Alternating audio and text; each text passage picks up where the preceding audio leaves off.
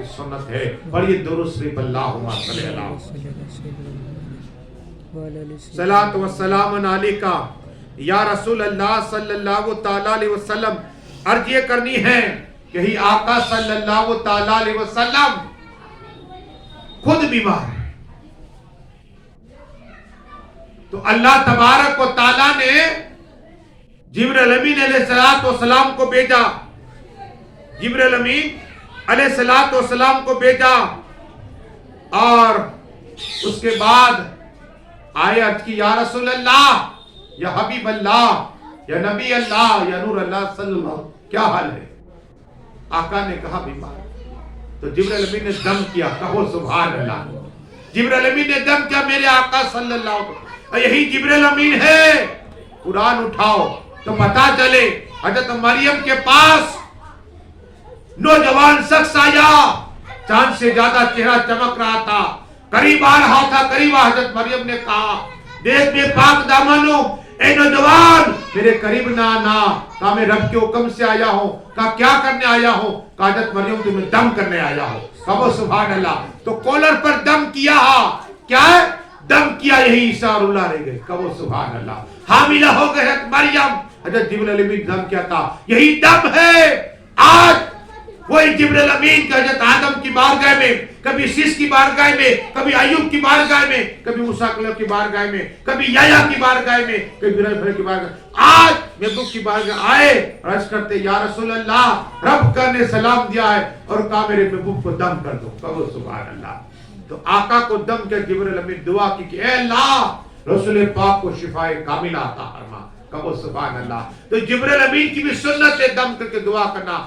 دعا کی کہ اللہ تو شافع کرم عطا فرما اور محبوب کو شفا عطا فرما. اللہ کے نام سے دم کیا، وہ جبرائیل امین ہے.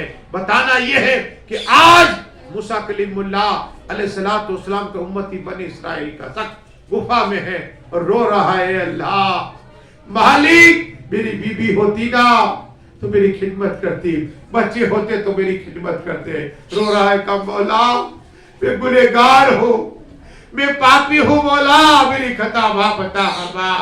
اے رحمان الرحیم میری خطا معاف عطا فرما. یا غفار یا ستار یا حی یا قیوم میرے گناہ کو معاف فرما. میرے جسم کو دوزخ کی آگ سے نہ جلانا. اتنا رویا چاروں قطار رونے لگ گیا. قسم خدا کی موسیٰ کلیم اللہ علیہ السلام کو رب نے پیغام بھیجا کہ جاؤ اسی نوجوان کے پاس جاؤ. لیکن اللہ تبارک و تعالیٰ کا پیغام جب لے کر موسیٰ کلیم اللہ آئے تو وہ نوجوان اللہ کی بارگاہ میں رو رہا تھا. عرض کر رہا تھا مالک میرے گناہ معاف فرما.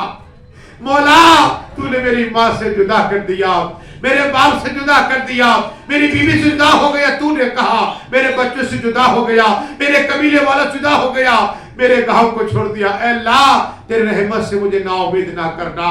اے مولا کرم عطا فرما، مالی کرم عطا فرما. یہ رو رہا تھا. اللہ تبارک و تعالیٰ نے ایک فرشتے کو کہا جا وہ بھی اس کے باپ کے چہرہ کے شکل کا بن جا. کہو سبحان اللہ. وہ بنی اسرائیل کا شخص موسیٰ کلیم اللہ علیہ السلام امتی کے پاس اللہ نے ایک فرشتوں کو بھیجا. وہ بھی اس کے باپ کی شکل جب باپ کو دیکھا نے باپ کو دل بے قرار ہو گیا، سکون ملا.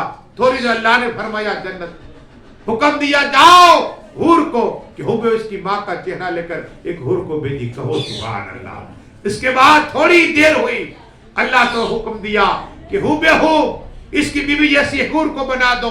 ایک حور کو بنا کر اس کی بیوی کے سامنے پیش کی. کہو سبحان اللہ. اور یہی معاملہ رہا جنت گلوان. یہ ان کے بچوں کی شکل میں آئے اور آنے کے بعد بیٹھ گئے. خوش ہوا. اللہ نے حکم دیا اجرا علیہ السلام کو کہ اب جاؤ اور جانے کے بعد کیا اس کی روح قبض کرو. جب اس کی روح قبض ہوئی پھر کیا ہوا؟ پر یہ درود شریف اللہم صلی اللہ. گل مانال جنت ان کے بچوں کی شکل میں ہو رہے، اس کی بیوی اور ماں کی شکل میں اور بیٹے اور باپ کی شکل میں اللہ نے فرشتوں کو بھیجا. اس کی روح تن سے اللہ نے حکم دیا موسیٰ کے لیے جاؤ اسے دفن کرو. کیا اسے دفن کرو. جو موسیٰ کلیم اللہ پہنچے دیکھا وہی نوجوان اور چاروں طرف فرشتے ہیں, حوریں بیٹھی ہوئی ہے, حوریں بیٹھی ہوئی ہے. موسیٰ کلیم اللہ نے عرض کی کہ مالک یہی تو نوجوان تھا, یہی نوجوان تھا, تو نے کہا تھا کہ اسے بستی سے باہر نکل دو گنہگار ہے. اب تو ہی کہہ رہا ہے کہ میں اسے دفن کروں. اس نے کون سا عمل کر لیا؟ تو اللہ فرماتا ہے وہ اتنا رویا کہ آسمان کے فرشتے اس کے لیے رونے لگ گئے. کیا ہے؟ زمین کے فرشتے رونے لگ گئے, زمین والے بھی رونے لگ گئے, آسمان والے بھی رونے لگ گئے. تو میں تو رحمان و رحیم ہوں, میں نے اس کی خطاؤں کو معاف فرما دی ہے. کہو سبحان اللہ. اور اسے بیس جنت میں جگہ نصیب عطا فرما دی ہے. یہ اس لیے گناہ ہو جائے تو فوراً توبہ کر لو اور یہ درود شریف اللہم صلی اللہ صلاۃ و سلام علیکہ یا رسول اللہ صلی اللہ تعالی علیہ وسلم. پھر ایک مرتبہ درود شریف پڑھیے اللہم. آخری بات عرض کر دو انشاءاللہ. زندہ سامدار جن کا عرس کیا ہے مکان پور شریف میں, زندہ سامدار کون ہے سنیے. زندہ سامدار مولا کل مولا علی مشکل کشا کی اولاد ہے. کہو سبحان اللہ. مولا علی مشکل کشا کی اولاد ہے. جس کی رقم مولا علی کا کون ہے وہ زندہ سامدار. جن کی رقم ہے فاطمہ طاہرہ کا دودھ ہے وہ مولا علی, وہ فاطمہ طاہرہ کا دودھ وہ زندہ سامدار ہے. جن کی رقم ہے فاطمہ کا دودھ ہے وہ زندہ سامدار. دن میں اللہ اللہ, رات میں اللہ اللہ, صبح اللہ اللہ, ہر وقت اللہ اللہ. حتیٰ کتابوں میں آیا ہے سیرت حضرت زندہ سامدار کہ 6 مہینے تک اللہ اللہ کا ذکر کرتے. کہو سبحان اللہ. پہاڑ دیکھ جاتے اور یہ سوچتے کہ موسیٰ کلیم اللہ علیہ السلام کو یہ طور پہ جایا کرتے تھے, چلو میں بھی طور پہ جاؤں, پہاڑ پہ چلا جاؤں. وہ بھی پہاڑ پہ چلے جاتے, اللہ اللہ کا ذکر کرنے لگ جاتے. حتیٰ کہ 1 مہینہ 2 مہینے 3 مہینے 6 مہینے تک اللہ کا ذکر کرا کرتے تھے. کہو سبحان اللہ. 6 مہینے تک وہ زندہ سامدار. سورج کی سرزمین پر آ جاؤ بابو, سورج کی سرزمین پر آئے زندہ سامدار. اور آنے کے بعد بہت مرید آ جاؤ بابو, بہت مرید تھے ان کے زندہ سامدار کے, بہت مرید تھے.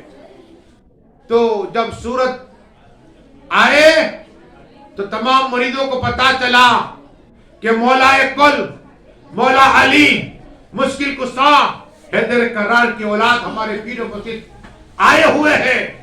تو زندہ سامدار کی ملاقات کے لیے, ان کے دیدار کے لیے, ارے آقا تو فرماتے ہیں, حضرت عبداللہ فرماتے ہیں رضی اللہ عنہ کہ جس کی دل میں اہل بیت پاک کی نبی اور آل نبی کی موت ایک لمحہ کیے نا, اللہ 1 سال کی عبادت کا ثواب عطا فرماتا ہے.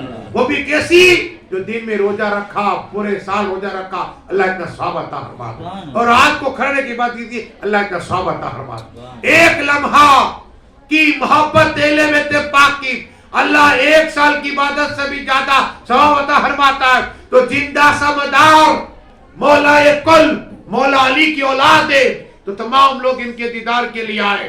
تو جب ایک نابینا تھا, اندھا شخص, یہ بھی مرید تھا, جب پتا چلا کہ پیر و مرشد آ رہے تو آسا لیا, ہاتھ میں لکڑی لی اور آہستہ آہستہ چلے آ رہا ہے. کیا چلا آ رہا ہے. حضرت زندہ سامدار نے دیکھا کہ پورا گاؤں ان کے دیدار کے لیے بےتاب تھا, آیا ہوا ہے. اور اچانک دیکھا دور دراز اکیلا شخص نابینا ہے, اندھا ہے, لکڑی لیے ہوئے آہستہ آہستہ آ رہا ہے. میرے زندہ سامدار نے کہا ہٹ جاؤ, اسے آنے دو. دیکھو غریب سے کیسی محبت اللہ والے کرتے. کہا آنے دو, اسے آنے دو. سب نے جگہ دے دی, سب بیٹھے ہوئے. زندہ سامدار کی بارگاہ میں آیا. زندہ سامدار نے کہا اے شخص, یہ لوگ تو میرا دیدار کے لیے آئے, تو کیا کرنے آیا ہے؟ تیری تو آنکھ ہی نہیں ہے. اللہ اکبر. جواب یہ دیا حضرات میں جانتا ہوں, میں نے سنا ہے کہ اہل بیت پاک کا دیدار کرنا کیا 1 سال سے بھی, اس لیے کہ پیر کا دیدار کرنا بھی عبادت ہے. اور اہل بیت پاک کی امت دل میں رکھنا, 1 لمحہ کی محبت ہو, اللہ 1 سال کی نفلت کا ثواب عطا فرماتا ہے. تو میں کہا تو دیدار تو کر نہیں سکتا. کہ میرے دل میں یہ تھا کہ کم سے حضرت کی آواز سن لو. کہو سبحان اللہ. آواز سن لوں گا, دیدار نہ کر سکوں گا, کم سے کم میں آپ کی آواز ہی سن لوں گا. کہو سبحان اللہ. جب یہ سنانا حضرت زندہ سمدار خوش ہو گئے. کیا جس خوش ہو گئے, کہا پانی لاؤ. پانی لایا. حضرت زندہ سمدار نے وضو بنایا. کیا اللہ کے ولی وہ وضو بنا رہے. وضو بنانے کے بعد بچہ ہوا پانی تھا. کہا کہ ہاتھ آگے بڑھا, چلو میں پانی لیا اور ڈال دیا پانی.